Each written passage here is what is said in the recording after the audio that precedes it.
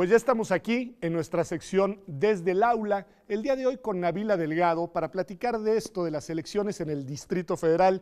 Nabila, tú misma conoces procesos electorales en el DF, tú eres joven, estudiante, pero ya en tu experiencia has participado en algunos procesos electorales de la Ciudad de México.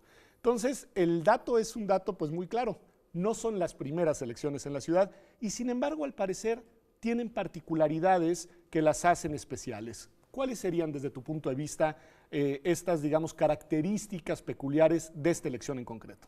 Pues con la reforma electoral tenemos nuevas circunstancias, no solo a nivel nacional, sino también en el Distrito Federal. Sobre todo tenemos que considerar que tenemos nuevas figuras como las candidaturas independientes. Okay. El proceso inició el año pasado, ya hay 27 registrados oficiales, candidatos okay, en trabajo para la candidatura y claro, en proceso, en el proceso de registro. Okay. Sí. También tenemos nuevos partidos, tenemos a Morena, tenemos... Un punto importante, ¿verdad? Eso, si sí. quieres, sobre eso regresamos. Sígueme diciendo, y Morena me interesa pues por el desafío que representa para la izquierda en la ciudad. Sí, exacto, porque si tenemos en cuenta que en todas las elecciones ha ganado el PRD y tenemos ahora algo que han llamado una facción del PRD, que es Morena, que tiene a su antiguo dirigente López Obrador como cabeza del partido, tenemos una fuerte competencia ahora por el Distrito Federal entre ellos y también tenemos que entender que las estadísticas tienen como tercera fuerza política al PRI. El PRI ya está como tercera fuerza política. Tenemos como tercera fuerza política al PRI, el PRD en segunda, el Morena en primera. ¿Morena en primero o PRD, perdón? No, PRD en segundo, Morena en primero, Ándale. en el momento, como intención de voto. Ándale, pues. Y también tenemos que considerar que el PRI está buscando hacer alianzas, está buscando entre PAN, PANAL, también con el Verde, crear alianzas para poder ser más fuertes ante las candidaturas en estas elecciones. Entonces tú dirías, a ver, la figura de candidatos independientes, por un lado, inusitada, nueva, que puede meterle un poco de oxígeno al proceso,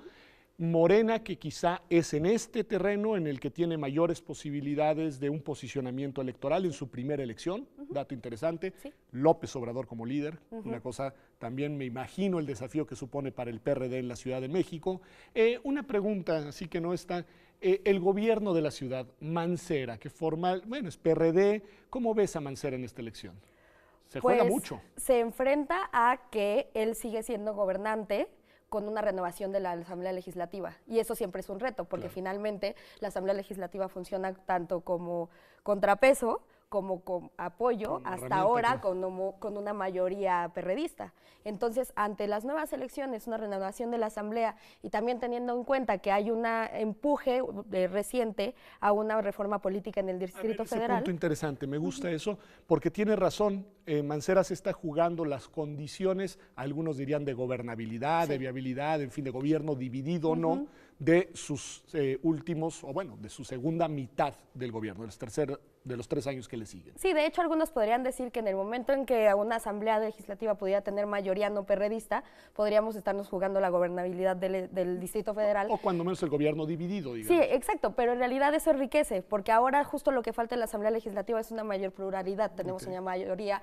abrumadora perredista que en dado caso y enfrentándonos a una reforma política del DF, la pluralidad podría llevarnos a un empuje y a una oxigenación de las reglas. Vamos a la reforma política, pero ya van 2 veces que la trae sobre la mesa. No, es que es interesante porque en efecto estaba en diciembre a punto de aprobarse una importante reforma constitucional nacional que habilitaría un proceso de reforma a la Ciudad de México que, entre otras cosas, probablemente si se aprueba, podría implicar la aprobación de una constitución que no existe para el Distrito Federal. Y hay una discusión ahí, Nabila, que es a quién le tocaría aprobar esa constitución. El jefe de gobierno ha sostenido que debe de ser la Asamblea Legislativa, es decir, el órgano ya legislativo de la ciudad, el que elegiremos ahora en junio, y algunas otras voces, dentro de las cuales además me encuentro, hemos sostenido que si se va a constitucionalizar la ciudad, sería pertinente, oportuno tener una asamblea constituyente distinta a la legislativa. ¿Cuál es tu opinión y qué implicaciones tiene? Yo creo que tienen que participar todos los actores y aquí incluye los partidos políticos, la ciudadanía, el mismo gobernador, pero también tenemos que entender que la Asamblea Legislativa no puede responsabilizarse únicamente de la modificación.